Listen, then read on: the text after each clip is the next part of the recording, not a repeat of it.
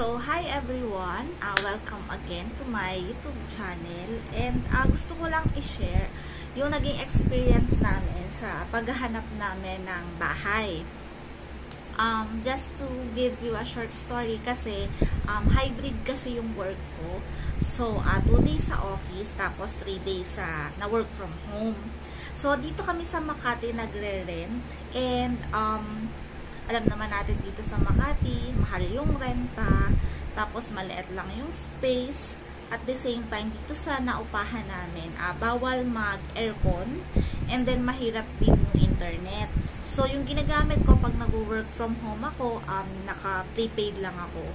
So, minsan yung mga system or tools ko sa work ay hindi gumagana ng ayos. So, parang napagdesisyonan po namin na why not kaya na humanap kami ng bahay sa San Pablo, Laguna. So, ito yung una naming pinuntahan. I-flash ko dito yung Mosaic Townhouse. Dun sa Mosaic Townhouse, guys, maganda naman siya, okay siya, kasi may second floor na yung mga bahay. Yung total contract price nga lang niya is 1 million pataas na. And then, ngayon, nung pumunta kami doon, hindi pa gawa, or may mga gawa na, pero wala pang nata-turnover. So, wala pang tumitira. Yung mga hinahanap namin ay, syempre, yung ready for occupancy na. Kasi, kumbaga, agaran na gusto ko nang makalipat, gusto ko nang makapagtrabaho doon, sa Laguna. So, parang hindi okay dito sa Mosaic Townhouse nga, dun sa tinignan namin. If meron mga taga San Pablo, Laguna dito na nanonood, comment down below. Ayun po, sa Santa Monica yung location ng Mosaic Townhouse. Tapos, yung pangalawang nadaanan namin is yung Kaya Homes. Andun din sa Santa Monica.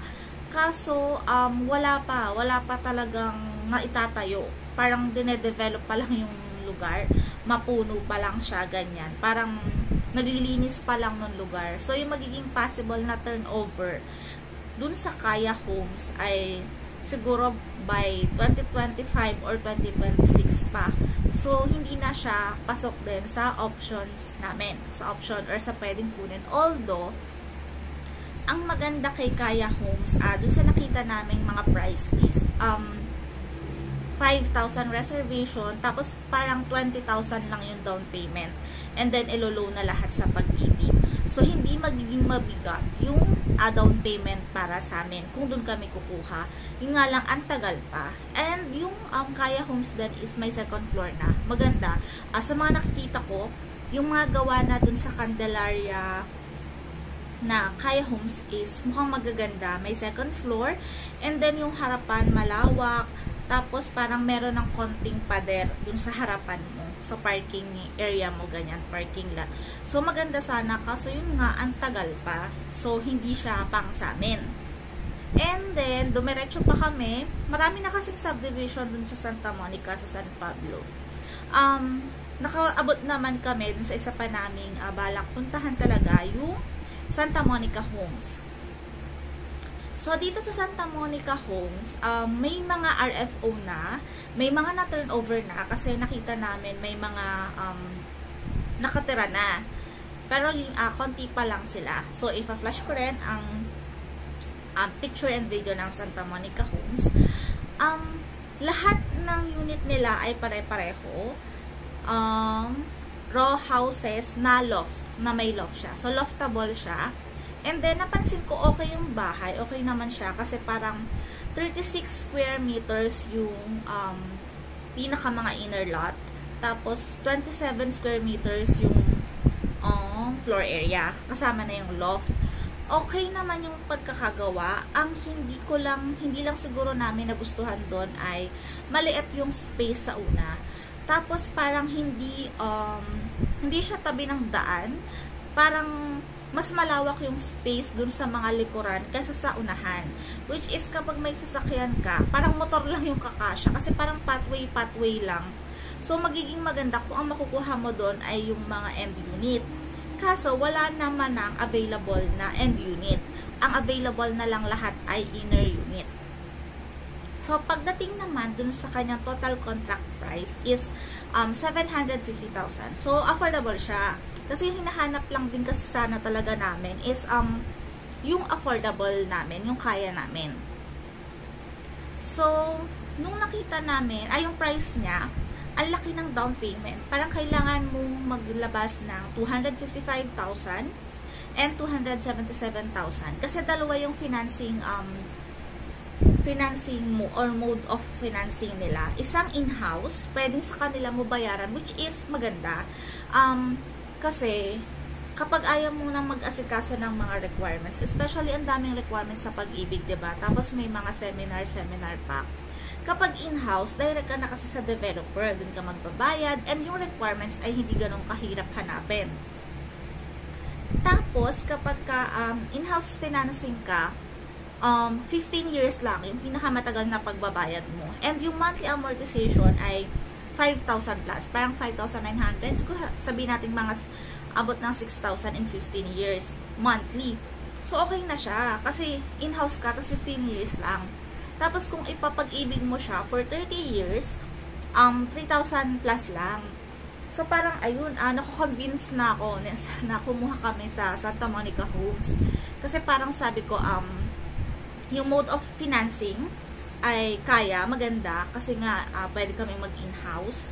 Kasi, ang hassle din nung mag-aasikaso ko ng mga requirements sa pag-ibig, diba? So, ayun, para sa mga, dun sa mga napuntahan namin na yun, parang sabi ko, okay siguro kung dito kami kumuha. Parang, although yung parking nga, yung lot area, yung lot sa harapan, tsaka yung pwesto ng mga bahay na parang pathway lang yung mga daan kapag nasa inner ka, ayun lang yung hindi ko gusto doon sa lugar na yon. Tapos, nung pauwi na kami, parang sabi ko dun sa asawa ko, pag-usapan na lang muna natin kung i-go na natin tong Santa Monica Homes, ganyan. Sabi ng asawa ko, daanan namin yung iba pa na like yung Next Asia and Savannah. Yung kasing Next Asia and Savannah sa San Pablo, located sila sa Kalihan.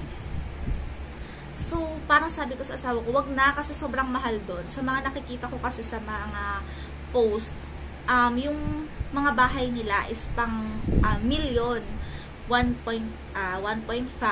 pataas yung mga presyo. So, hindi na namin afford yung mga ganong bahay. Although, ilo-loan mo siya, diba?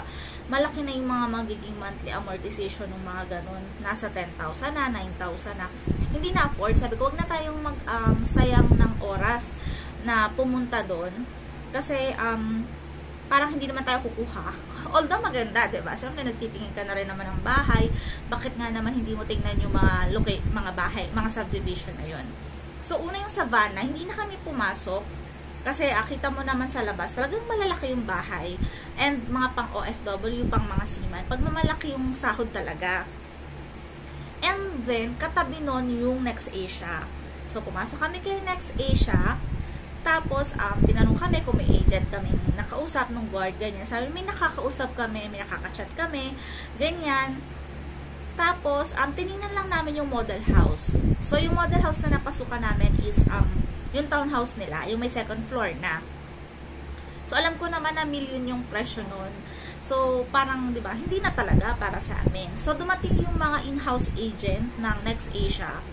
Tapos, ayan, and-explain nila, ganyan. Ako parang hindi na ako ganun ka-interesado. Kasi nakikita ko naman na yung mga price list nila sa online, sa Facebook, ganyan. Na mahal talaga. And then, nung parang paalis na kami, bigla nilang sinabi na, ang hanap niyo po ba, ma'am, ay mura lang. Opo, mura lang. Sabi niya, meron pa po kaming natitirang kaisa-isang row house na loft, na may loftable. So, parang kami nung asawa ko, ay sige, patingin. Tapos sabi nila, baka po ma-disappoint kayo, ganyan. Sabi ko, hindi po kasi sanay na po kami makakita ng mga row houses na may loft. And yun lang talaga yung hinahanap namin. And then, ayun, ginaid kami, inassist kami nung in-house agent ng Next Asia. Pumunta kami dun sa block, dun sa kaisa-isang may available na row house. So, pagkakita pa lang, syempre hindi naman nakalock kasi yung available. Parang meron na lang isang pinapakita na, kumbaga, ito yung magiging turnover. So, ayun, nakita namin. And yung price ng kanilang townhouse na may loft ay 700,000 lang. To be exact ay 694,000. Sabi namin, may ganito pa pala kamura dito sa San Pablo, knowing na halos, 'di ba, ang dami na ang pamahal na talaga ng pamahal. So, ayun, kasi ang nasa isip ko rin, kung para sa amin, may makukuha at makukuha kami, may matitira para sa amin. So, ayun, ito na yung sa Next Asia, ito na yung pina-reserve namin ng 5,000 pesos. Na-reserve namin siya, tapos magda-down payment kami. Yung total contract price na is 694,000. Yun nga lang guys, kasi yung pinaka-financing na inaalok nila ay through bank, BPI May Bahay. So, although yung monthly amortization mo ay mababa, yung mga requirements pala sa BPI May Bahay ay parang kagaya rin ng requirements talaga ng regular na bank financing. So, ayun, ending, ito yung pina-reserve namin. Tapos, ito ipapag-ibig financing namin siya. Yun nga lang, yung 694,000, yung magiging down payment is 180,000. And payable lang siya for 3 months. So, mabigat siya. Medyo mabigat yung magiging bayaran namin ng down payment. Ang kagandahan lang ay 480,000 na lang yung iloloan namin sa Pag-ibig. Na in 30 years ay 3,000 plus lang. So, i-share ko na lang din sa inyo yung magiging journey namin. Kasi kakapareserve pa lang naman namin ng bahay sa Next Asia. So, next time, kapag nagre-requirements na kami, i-share ko yun lahat sa inyo, pati yung magiging turnover niyan, lahat. Kung may mga renovations na nagagawin, lahat yun ay i-share ko sa inyo.